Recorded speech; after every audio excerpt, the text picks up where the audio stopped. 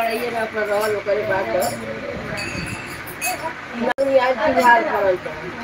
ना लगे पर घरे पर दिया देखल तो खूब बढ़िया लड़की मड़ाई में का तो गए त राजा घरे कहलस की ऐसा बाकी घरे घरे घरे अब तुम्हारे लगे लायक राजा बड़ी सुंदर आग लगा दे हाँ आग लगा के तो कहला जो लेके ओके या जो गड़ेरिया बोला गड़ेरिया के बोला गौरिया कहल तुझे राजा जी बोलाओ ना तो गड़ेरिया कहल की राधे राधे राधे राधे राधे। आप लोग कैसे हो? सुनिए चर्चा हो रहा है शंकर जी की शिव चर्चा। जो एक हम सरसों छिटवा देगा जो रात भर में से दिए दे रहे तो नहीं तो बरस की हम एक पसर तो बीनी नहीं पाई माटी में तो हम एक बरस सब कहाँ से एक बोरा भी नहीं वो करी कैसे भी नहीं तो बरस की तो खाना बना ले तो कल चला खा लो कल जाके खा ला तो आई लगत भुलवा भुलवा पूछे गाय तरह का होई तो कल की ऐसे ऐसे कहला जाए ते बड़ा तो भी नहीं कैसे तो अब पूरा नहीं करे चाहिए जाएगा कहीं रहती नहीं के अभी बेचारी लगा रोए भले करेंगे अगर हमारे काम में लाग रहा जी बड़ी हल्ला तो यही के संगे हमारे बसा होके तो जीवन में जीवन कटे रहे तो जब रात को सुतल तो कहल अपने सब गुरुजी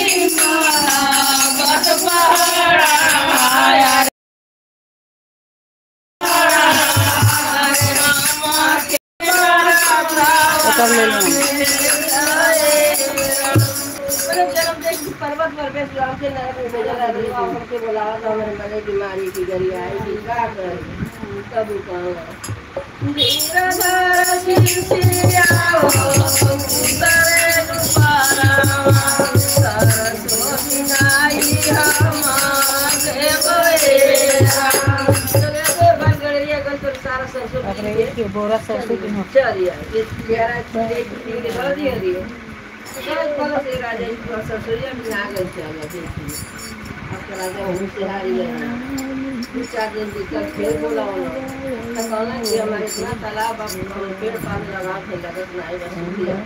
बस आप तो के हमके सब फले तो सब पौधा चाहिए आ ये जंगल है कि गंगा जमुना की मेरी हमके हमारे तालाब में भरे थोड़े हमारे रात में पौधा माला दी गौ लगाई दे ले गंगा जमुना जो कहाँ से ले आए आवत दब गए हेलो हमारा तबियत नहीं थी लगल पूछे कला राजा कह रहा कि सब हमारे तालाब की आ रही है पेड़ पौधा लगा दो आ गंगा जमुना सरस्वती हमारे तालाब में भरे की तैयारी कला ठीक है चला खा ले जन्म दिले बा करम दिले बा वहीं को भरोसा गई खाओ के पूछा तो फिर कह अपने सब से गुरुजी मत पाया माया रे पाया के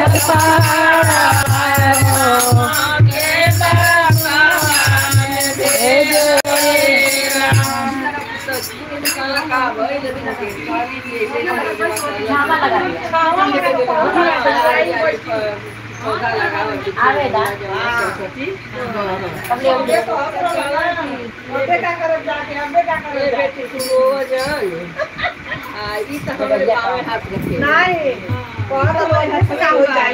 कठिन बिना भाई गंगा जमुना सरस्वती तीनों जने तालाब में लगा करे मनाई जब मन नहीं तब भजन अरे जब बनो के बतिया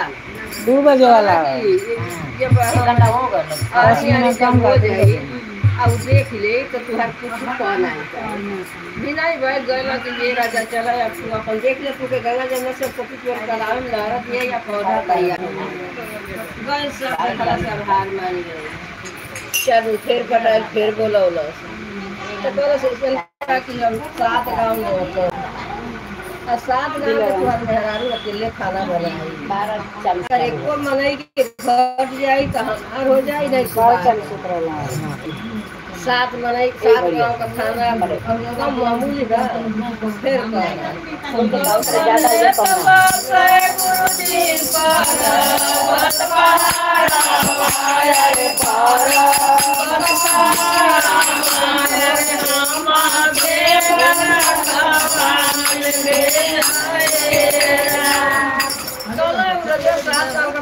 तेल हम कैसे बनाए तुम्हें बताओ। खाली बस कह दिया सामान पठा हम टेंशन मत ली जवन का राशन पताई बर्तन हो सब पठा दे और राशन पताई जितना बर्तन रहो सब रोजगार तो खाली नहा के वहाँ सुमिरन करी हम के खाली अपने हृदय में लिए रहे अभी वह गए कहे गुरु जी अपने तुम्हारे भरोसे हम भेजे वाले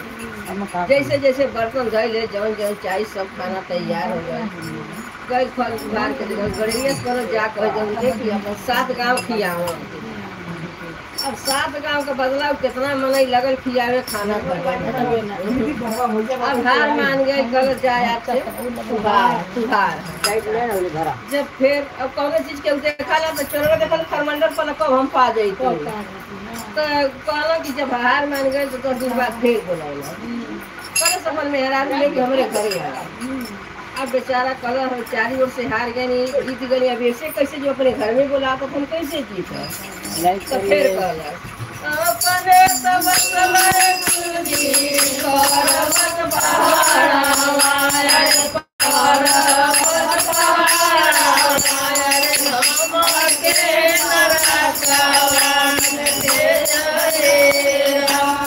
काला बेटिया तू ओकरे घर में जे तू उसे कह दिया कि तोके हम आम मल में मिला हम अकेले आए तब वो गड़ेरिया जीवन ढकर पकड़ करे कि अकेले जाती अमल हम गरीब मनी का पकड़ से लड़का में झगड़ करे अपन घर सज धज के मंदिर में खड़ा भय रजवा आए तब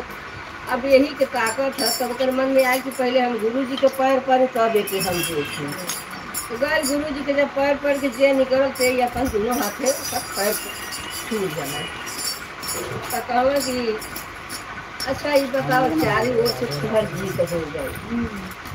लेकिन तुम हमें रहबू कैसे कल जवन हमसे गाना लिखले बड़ा वैसे ही बन रहा था लेकिन तुम का चाहा था हमके खाली ये गुरु जी का शरण चाहिए नहीं के चरण चाहिए बाकी कुछ नहीं चाहिए जय गुरु जी